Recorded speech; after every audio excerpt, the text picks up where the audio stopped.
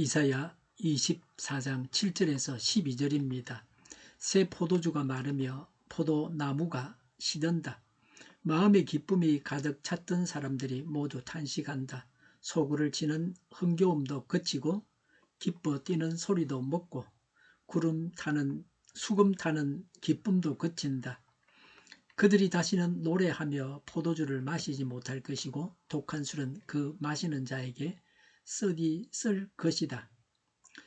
무너진 성읍은 황폐한 그대로 있고 집들은 모두 닫혀 있으며 들어가는 사람이 하나도 없을 것이다. 거리에서는 포도주를 찾아 아우성치고 모든 기쁨은 슬픔으로 바뀌고 땅에서는 즐거움이 사라진다. 성읍은 폐허가 된 채로 버려져 있고 성문은 파괴되어 조각난다. 아멘. 사람들은 늘 기쁨이 계속될 것처럼 살아갑니다. 풍성한 수확과 잔치, 음악과 즐거움이 언제나 이어질 것처럼 생각합니다. 그러나 성경은 인간의 기쁨이 하나님 없이 지속될 수 없다고 말씀합니다. 오늘 본문은 세상이 하나님을 떠날 때, 반성경적인 법을 만들고 하나님을 대적할 때 어떤 일이 일어나는지를 보여줍니다.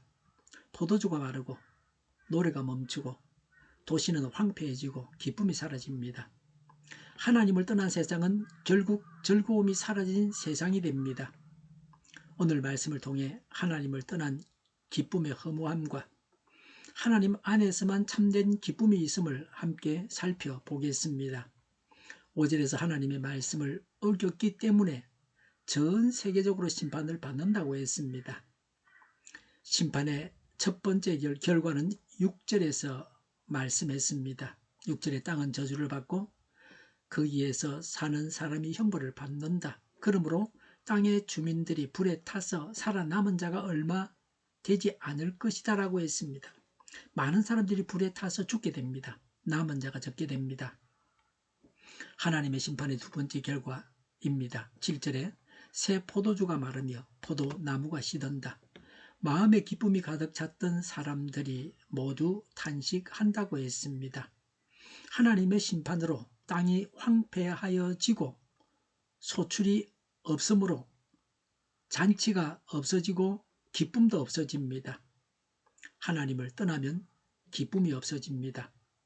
포도주는 성경에서 기쁨과 풍요의 상징입니다.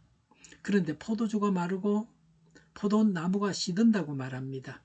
이것은 단순한 농사의 문제가 아닙니다. 하나님의 심판으로 인해서 삶의 기쁨이 사라졌습니다.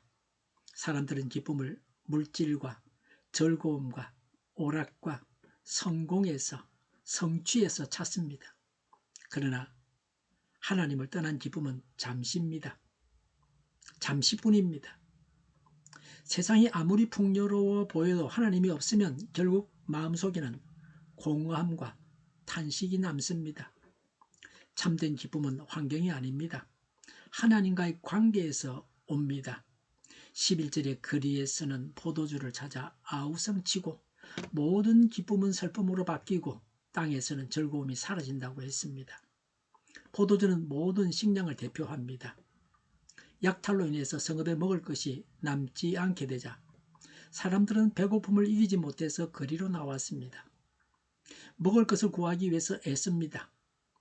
이로 인해 모든 기쁨과 즐거움이 완전히 사라졌습니다. 8절에 소구를 치며 흥겨움도 그치고 기뻐 뛰는 소리도 멎고 수금 타는 기쁨도 그친다고 했습니다. 기쁨의 소리가 하나씩 없어집니다. 포도 수확기에 잔치를 베풀고 소고를 치며 흥겹게 노는데 땅이 황폐해져 소출이 없어 무거운 침묵만이 흐르게 됩니다. 잔치와 축제가 사라졌습니다. 사람들은 술을 마셔도 더 이상 즐겁지 않습니다. 왜냐하면 마음이 하나님을 떠났기 때문입니다. 9절에 그들이 다시는 노래하며 포도주를 마시지 못할 것이고 독한 술은 그 마시는 자에게 썩이 쓸 것이다 라고 했습니다. 사람들은 포도주를 마실 수 없게 되자 알코올 농도가 높은 독주라도 마셔서 위로를 얻으려고 합니다. 그나마 음울한 분위기로 입에 쓰게 될 것이라고 합니다. 사람들은 음악으로, 술로, 놀이로 즐거움을 만들려고 합니다. 그러나 하나님이 떠난 자리에서는 즐거움도 오래 지속되지 못합니다. 하나님이 없는 기쁨은 결국 허무한 웃음으로 끝납니다.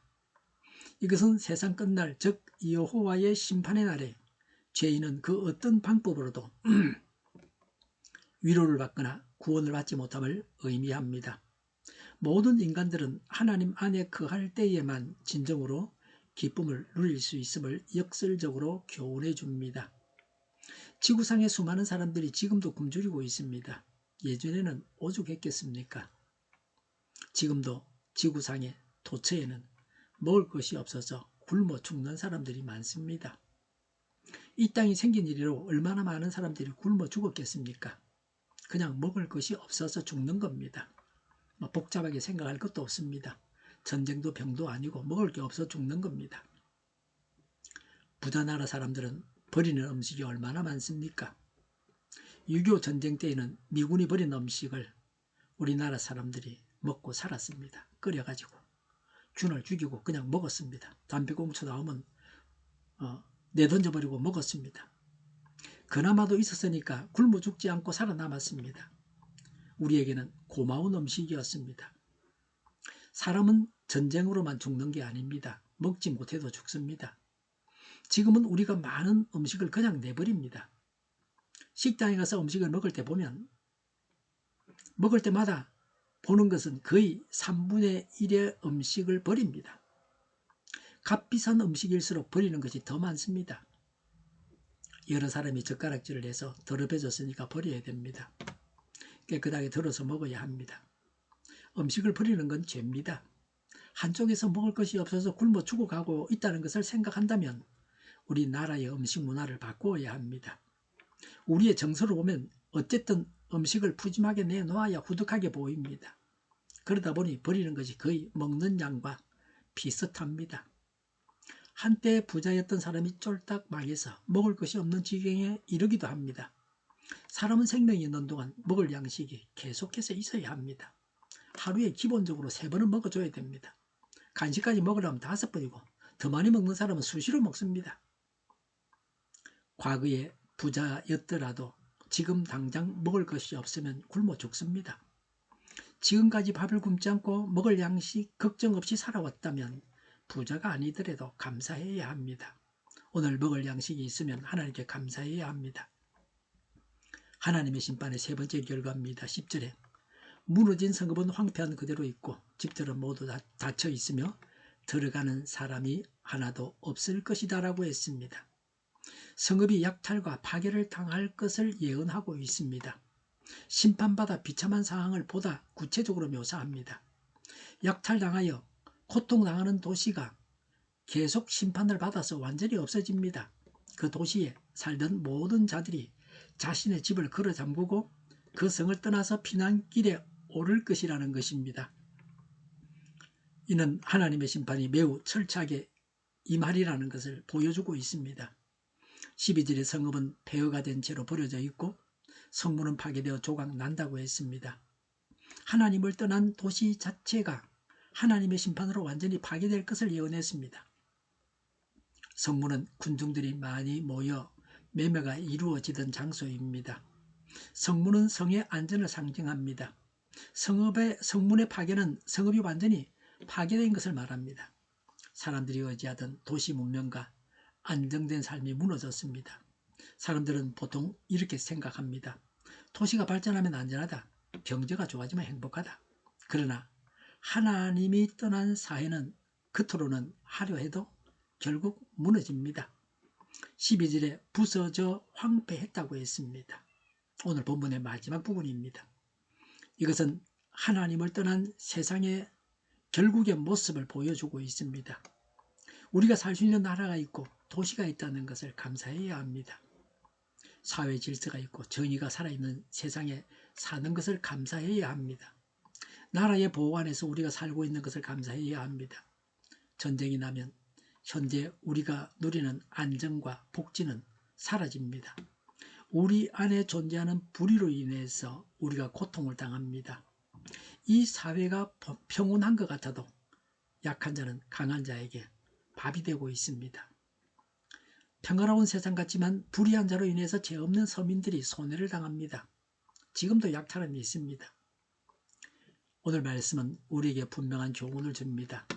하나님을 떠나면 기쁨이 마릅니다. 하나님을 떠나면 즐거운 소리가 멈춥니다. 하나님을 떠나면 삶의 터전도 황폐해집니다. 그러나 하나님께로 돌아오면 달라집니다. 성경은 하나님 안에서 참된 기쁨이 회복된다고 말씀합니다. 세상의 즐거움은 잠시지만 하나님 안의 기쁨은 영원합니다. 그러므로 우리는 세상의 즐거움을 붙잡기보다 하나님을 붙잡는 삶을 살아야 합니다. 그때 우리의 삶에는 상황을 넘어서는 참된 기쁨이 있게 됩니다. 사람은 영육간에 먹을 것이 있어야 합니다. 사회 정의와 국가의 보호가 있어야 합니다. 심판은 이러한 것들이 없는 상태입니다. 이러한 것을 주십사고 간구하고 주신 바에 대해서 감사해야 합니다. 기도하겠습니다. 오늘 말씀을 통해 하나님을 떠난 세상의 모습을 보게 하시니 감사합니다. 사람들은 기쁨을 찾기 위해서 많은 것을 붙잡지만 하나님이 없는 기쁨은 결국 사라질 뿐임을 깨닫게 하옵소서. 우리의 마음이 세상의 즐거움에만 머물지 않게 하시고 하나님 안에서 참된 기쁨을 찾게 하옵소서. 우리의 삶이 하나님과 멀어지지 않도록 붙들어 주시옵소서. 날마다 주님과 동행하는 삶을 살게 하여 주시옵소서. 우리의 가정과 교회와 이 땅이 하나님을 떠나 황폐해지는 길로 가지 않게 하시고 하나님을 찾고 하나님께 돌아오는 은혜를 허락하여 주시옵소서. 하나님 안에서 참된 기쁨을 누리는 삶을 살게 하옵소서. 평안을 누리며 살게 하시니 감사합니다. 죄로 인해서 망하지 않게 하옵소서. 개인적으로 국가적으로 교회적으로 지혜롭게 판단하여 처신하게 하여 주시옵소서. 온 세상에 교회 탄압법이 없어지게 하여 주시옵소서. 원초적인 법인 성경 말씀에 위배되는 국가법이 만들어지지 않게 하여 주시옵소서. 저희를 불쌍히 여겨 주옵소서. 저희를 악에서 구하옵소서. 하나님의 뜻이 이 땅에서도 이루어지게 하여 주시옵소서. 저희의 간구 응답하여 주시옵소서. 기도하기를 쉬지 않게 하옵소서. 저희의 필요를 채워 주시옵소서. 오늘도 차고 넘치는 복된 삶을 살게 하옵소서. 감사와 찬양을 하나님께 돌려드리며 예수님의 이름으로 기도드립니다. 아멘.